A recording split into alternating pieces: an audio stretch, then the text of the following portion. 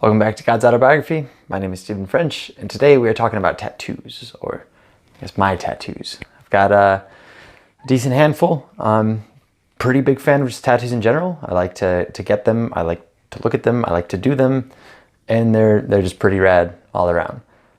Figured today I'd go through kind of a list of what I got, and I guess I'll do my best to do the order that I got them. I don't have super many.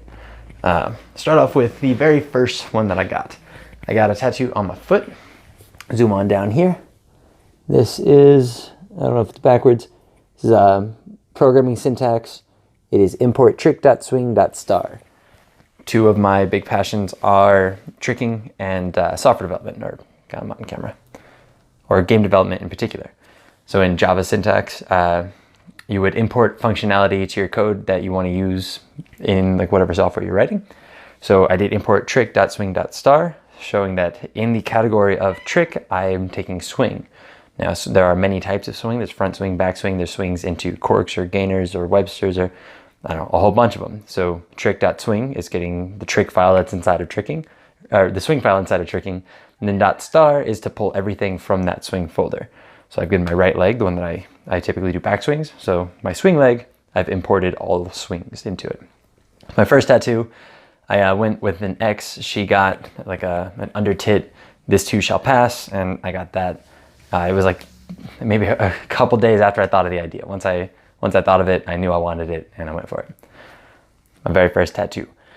The second one, which I went to a different artist, and this other artist has done all of them, at least all of my professional ones since, and he also retouched that up because the middle word was completely worn off. But I had him do this symbol in the middle of my arm. Not the part that wraps around. We'll get back to that later, although it was the same guy. But this symbol is actually from, damn it, Sean took my copy. It is from the book The Power of Now by Eckhart Tolle. Or Tolle, I don't know. It is a symbol that he uses for to remind the reader, what do you want, Blacko? He uses it to remind the reader to pause in life. It just means pause. It's in his paper text. His digital copy has a different symbol because that symbol didn't, I guess, exist on a keyboard. But when he goes through a lesson or something that he wants the reader to really reflect on and to take a moment to absorb and to appreciate the now, given the whole power of now thing, that is the symbol that he uses as a reminder. So I've put it on my arm somewhere I would see frequently, so I would know to pause. The ripples that go around it are actually taken from another presence of mind piece. You just Google image something. I had no intention of getting the tattoo that day. I just walked down to a local shop in Center Reach on Long Island. And I didn't even have Photoshop anymore, so I used GIMP, which I don't really know GIMP. So I put together a really shitty version of it, just hoping that I can get a price and maybe set up a day.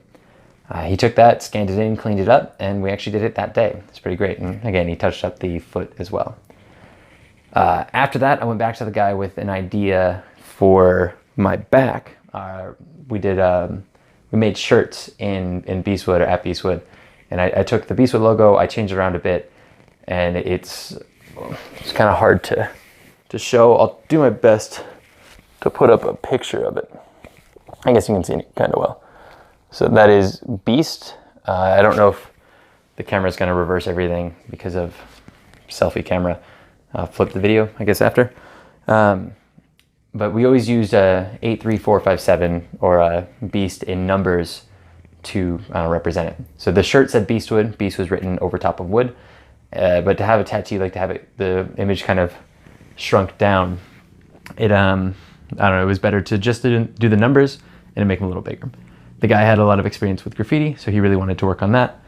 And yeah, he put the design together and from the idea or the concept that I had, and I got it on my back. From there, the next piece is one that I actually share with my mother. It is this guy, this pineapple. I guess it goes upright. It is a pineapple mixed with a coffee mug. And that is because my mother and I are big fans of this cat. I love her. We're big fans of the show Psych. And if you know the show Psych, there are hidden pineapples in just about every episode. So I would go home for like winter break or summer, and we'd just watch a shit ton of Psych and drink coffee and look for pineapples. So when I told her that we should get a tattoo together, this was her idea. She thought of it right away. The same artist kind of drew up from our concept, and yeah, put it on right away. It was fantastic. Actually, I do have another one from an actual artist that I forgot. It wasn't this guy, Brian Bow Tattoos. If you're on Long Island, I'll put a link to his, or at least his Instagram. Check him out. Go support the guy. He's great. The next one would be this. So this is a picture of the solar eclipse, or a symbol of the solar eclipse at full totality. Just before full coverage and just after full coverage, you get an effect called the diamond ring. So as the sun just comes in and there's a little sliver of sun behind the moon, you get this white ring that shines around the whole moon, which lasts for the duration of the corona. It lasts for the entirety of the eclipse. But at that last sliver, as it kind of shrinks down to a dot, it makes this bright shine. I don't really know why, but it looks like a diamond ring. So I went to Colorado. My arm is dying. I went to Colorado and we road tripped with two other guys. It was me, Gomez, and Jesse. Gomez was moving to California and Jesse just wanted to go for a ride. We got all the way out there. We went up to Wyoming for the eclipse and the three of us got the tattoos. Gomez and I got the diamond ring on either side and Jesse got the totality. It was actually pretty cool because both of theirs faded and I got to touch them both up and I'm pretty stoked about it. They were pretty happy about it and I don't know, fun little addition to the memory. Next up would be, let's see what the order would be. I guess the next one was actually while I was here in Arizona. It was not a professional one. I guess all of my leg, we'll come back to all the janky tattoos after. So we'll fast forward a little bit. I go back to Long Island and that is where I got this. So this wraps around, it is actually the Big Bang. So if you ever see like an extrapolation of time where you have the singularity and then the rapid expansion and then just kind of the continuation of space and time, that is this point and it will be continued from there, but more on that in just a second. But now on to kind of my janky tattoos. Whole bunch of them. This on the back of my left leg is Breathe Grease. A pretty silly tattoo. Breathe Grease is a pretty terrible song by a pretty terrible band, Municipal Waste. But it's so fucking fun, and while I was here in Arizona from February to April, that song just was one of our little theme songs for, I don't know, just our shenanigans. Myself, John, and Sean all have Breathe Grease tattooed on us somewhere, and I don't know, it's really fun for me. But then it moves over to my thigh. So, actually, can I swap I can't switch the camera around. We're gonna hope that you can see this. Good, we can.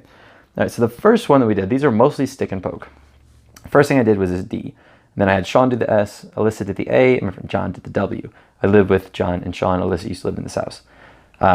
That's why it looks like 4 different people did it, because they did. These are, again, stick and poke. Went on to the regular and Super Nintendo controllers. And then I did BMO, which I'm super proud of. I fucking love how well BMO came out. I did Knight Solaire from Dark Souls and Pickle Rick from, well, Rick and Morty. And then I had a Tinder date actually did this Pac-Man, and she did such a bad job, but I told her she would do a bad job because she had never tattooed anybody before, and she didn't really draw at all.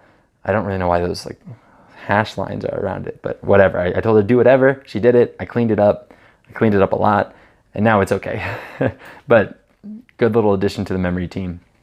We've got, from there, the first thing I ever did with a machine was a Pokeball. It was originally just black and white, and I later went through and touched it up. Pretty happy with how that came out. And I did this Prince Mononoke mask. Originally that was just, I think it was just a red outline, and then I made the lines bolder, and then I filled it in. I need to go over it again because I'm not very good at filling, but I'm pretty happy with it overall. I had gone to Ohio and done a bunch of tattoos. I had talked about that before. And I had my buddy David, same type of thing. Told him he would do a bad tattoo. He used a machine, did some stars. Lines were pretty shaky.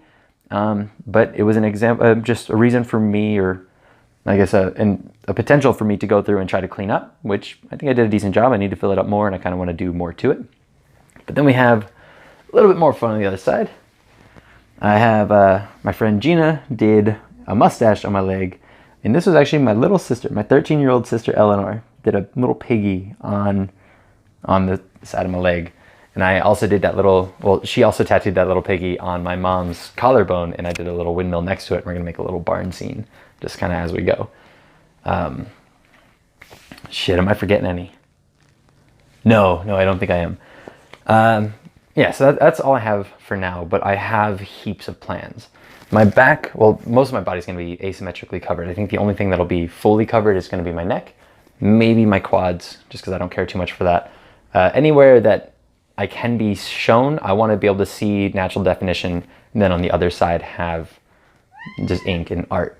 So it's going to be kind of split like that. So my right shoulder blade where I have Beastwood coming all the way down to my front left hip, that is going to be all tricking brands and tricking teams. I was hoping to have the Torque logo already put on there, but I had a bit of a delay for this one. I've got a shit ton of brands that have already given me permission. I just haven't gotten around to getting them done, but that's tricking. This bright colors, a lot of watercolor, going to be a lot of fun. I'm really, really excited for that one. And then my left chest to my, like a 3/4 sleeve ending here. Originally that was where this was going to end. This is going to be dedicated to, I'm going to fuck up the audio, space science and spirituality, which has a lot to do also with psychedelics because it kind of covers all of those. I don't have an exact image in my mind of what that's going to look like, but a lot of deeper like space colors and maybe a bit of like an aurora borealis over my chest. And that's going to actually span through more of my body. I'm going to have that come all the way down to my left quad. I'm going to have a tree of life. There's a quote from Carl Jung. I don't have it on me, so I don't have the verbatim of the quote, but it's something along the lines of a tree cannot grow to heaven unless first its roots reach down to hell. And that quote means a lot. You can spend a lot of time thinking about it and just a lot of time just pulling more meaning from it. But I want a kind of gnarly tree of life spanning from like across the left side of my body, reaching up into the heavenly lights, the aurora borealis. So reaching into the heavens, and it'll be very demonic and dark, like bedrock holding on to hell. It has a lot of meaning to me, it has various meanings to me, but that'll be what that is. My neck, I don't have entirely covered yet in my mind, but there's a good chance for a pun. I might have a somewhat religious piece of, there's like the picture of, I believe it's God reaching down Adam and like they're just poking fingers at each other. I might have like in more of an Adam and Eve, so coming down kind of like from upper neck or something, coming down in between the two where maybe Eve is inside the tree reaching out, or even like extending through the snake reaching out, but it'll be passing of Adam's apple right on my Adam's apple. I just think that would be cheesy. And I think it could look really deep. I think it could look really good at the same time. I haven't paid too much attention to what I want on my legs other than the upper quad being kind of hell.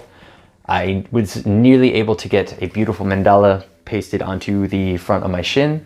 Didn't really work out with the artist, but hopefully when I go back to Long Island, we might be able to work something out with that.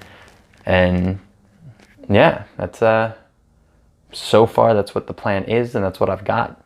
Again, really like tattoos. I will be asymmetrically covered, but I'm not in a rush to get there because I'm going to have them for the rest of my life. I'm hoping by like maybe mid-40s I can get everything done, and then if I want more after that, they're all bonus. But yeah, really quick, well, kind of one of the longer ones. God's Autobiography, Tattoo Tuesday on a Friday. Oops. Peace.